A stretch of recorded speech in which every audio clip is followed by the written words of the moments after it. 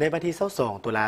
2025ที่นครหลวงวิจันทร์คณะวิศวกรรมศาสตร์มหาวิทยาลัยแห่งชาติได้ร่วมกับองค์การร่วมมือสากลประเทศญี่ปุ่นจัดสัมมนาสรุปและถอดถอนบทเรียนผลสำเร็จของโครงการสร้างความเข้มแข็งให้แก่การพัฒนาทรัพยากรมนุษย์ทางด้านวิศวกรรมและเทคโนโลยีเพื่อเป็นการพัฒนาอุตสาหกรรมในสปป.ลาวโครงการสร้างความเข้มแข็งให้แก่การพัฒนาทรัพยากรมนุษย์ด้านวิศวกรรมและเทคโนโลยีเพื่อการพัฒนาอุตสาหกรรมในสาธารณรัฐประชาธิปไตยประชาชนลาวได้รับการจัดตั้งปฏิบัติมาตั้งแต่เดือนธันวาคมปี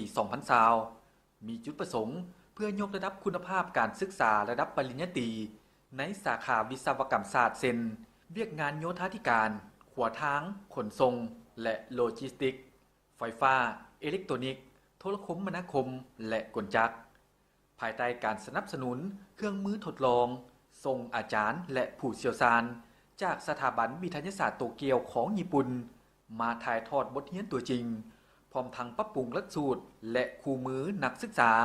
เพื่อเสริมสร้างการเรียนรู้ผ่านการทดลองและการปฏิบัติตัวจริงช่วยให้นักศึกษาลาวมีทักษะตัวจริงเพื่อตอบสนองได้ความต้องการของตลาดแรงงานและการหันเป็นอุตสาหกรรมของลาวกระทรวงศึกษาธิการและกีฬาก็ได้ให้การสนับสนุนบรรดาภาคส่วนที่เกี่ยวข้องในการนำเอาบทเรียนจากโครงการ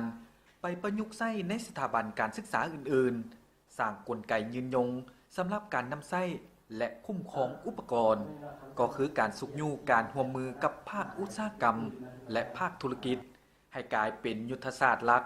ในการพัฒนาหลักสูตรการเรียนการสอนและการค้นคว้าท่านกิ่งมโนพรหมหาไสยห้องรัฐมนตรีกระทรวงศึกษาธิการและกีฬากล่าวว่าการช่วยเหลือในครั้งนี้แม่นสอดคล้องกับนโยบายของพรรคและรัฐบาลในการพัฒนาทรัพยากรมนุษย์ที่มีคุณภาพโดยเฉพาะในของเขตวิศวกรรมและเทคโนโลยีซึ่งเป็นเสาค้ำสำคัญของการพัฒนาอุตสาหกรรมและเศรษฐกิจของชาติเข้าร่วมกองประชุมสัมมนาดังกล่าวมีศาสตราจารย์ปริญญาเอกเดชานุราชแสนดวงเดชผู้อำนวยการใหญ่มหาวิทยาลัยแห่งชาติ